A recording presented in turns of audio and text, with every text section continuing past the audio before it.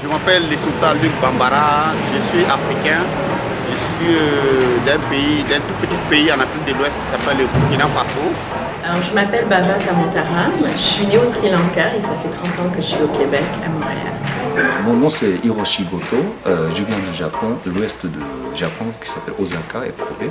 Et je travaille comme enseignant de langue japonaise et en même temps je travaille comme traduction et interprétariat de langue française, anglais et japonaise. Je m'appelle Véronica Islas. Je suis la coordonnatrice en organisme communautaire qui travaille les rapprochements interculturels. Je m'appelle Ahmed Zouir, j'arrive d'Algérie, je suis là depuis le 15 octobre 2007. Pourquoi j'aime vivre à Montréal? Parce que je trouve que c'est une ville qui est très cosmopolite, qui reflète beaucoup de nations, beaucoup de cultures, où on peut échanger et interagir, apprendre sur les autres cultures et en même temps on peut garder la nôtre, la conserver selon ce qu'on a envie, nos racines ne se perdent pas, tout étant ouvert sur le monde. Et Montréal c'est une ville culturelle aussi, c'est ça que j'apprécie.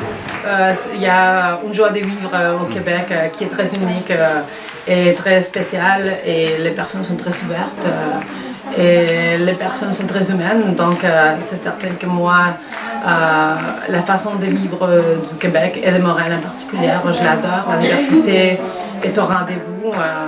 Il y a tellement de choses à faire que j'adore ma vie. Mais je pense que la majorité de la population et de la société veulent partager, veulent comprendre ce que l'autre vit, veulent apprendre sur l'autre, autant le Québécois que moi, la Sri Lankaise indienne. Je pense qu'il y a un terrain qui est propice aux échanges. Les gens sont très timides, donc si tu ne pars pas vers eux, ils vont rien te dire. Parce qu'il faut aller vers eux.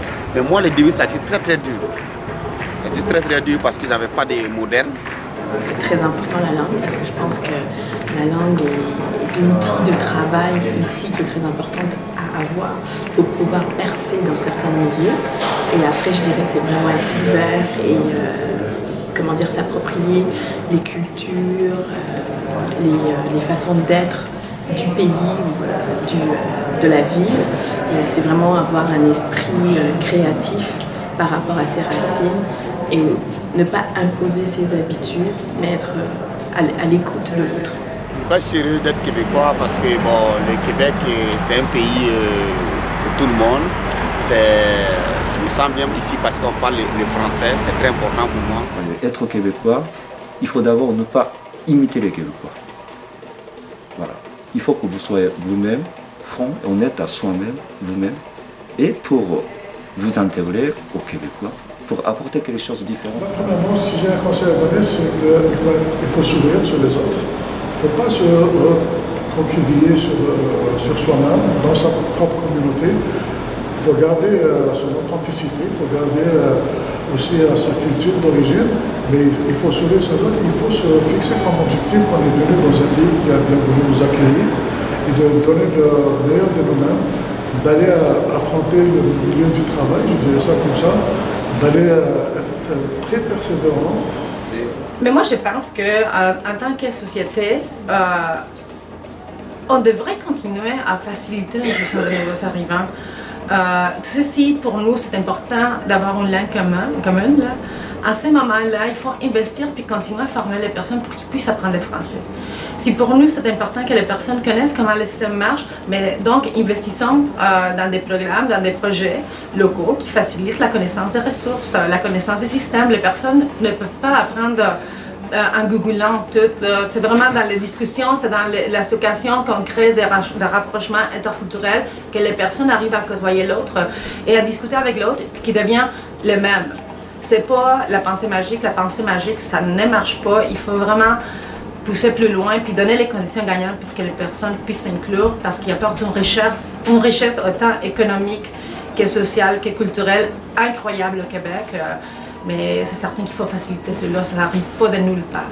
Mais ça, par exemple, je dirais que le gouvernement, je parle de manière un peu générale, devrait aider les nouveaux arrivants sur le premier logement. Et si on n'a pas de logement, on peut pas aller très loin dans la ville. Pour être bien intégré, il faut que vous montrez ce que vous êtes, même si c'est très différent des valeurs des gens ici. Si tu viens, tu restes dans ta communauté, tu n'apprends rien.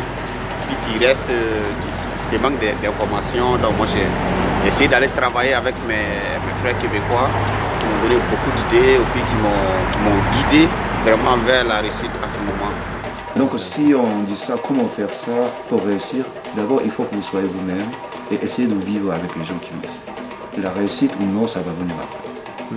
Et qu'il faut à quelque part apprendre à naviguer dans cette culture-là, à baigner dans cette culture-là, parce qu'il y a des clés pour ouvrir des portes qui sont très liées au code culturel de cette culture-là.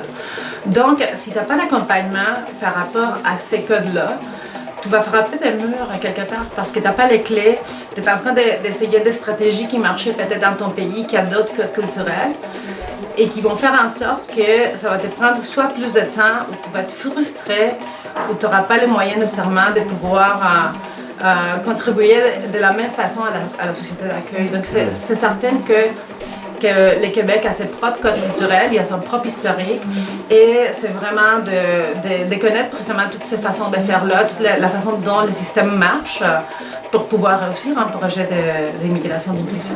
C'est que dans le système éducatif, il faudrait avoir des sessions d'information ou des sessions de partage de différentes cultures vers des journées culturelles. Ça serait bien d'avoir une fois tous les 3 mois la journée où chaque enfant parle de sa culture ou parle de son plat préféré de la maison. Il y a beaucoup d'artistes ici dans les quartiers, mais on n'a pas d'endroit pour pouvoir pratiquer notre art.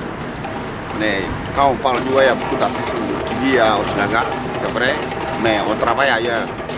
Donc même dans les écoles ici, moi je pars travailler jusqu'à Chibougamau. Mais alors dans mon quartier, il y a beaucoup d'écoles. Je n'ai jamais travaillé dans une école dans mon quartier. Donc c'est ça que j'aimerais. Moi j'aimerais donner aux enfants tout ce que j'ai appris et tout ce que le Québec m'a donné.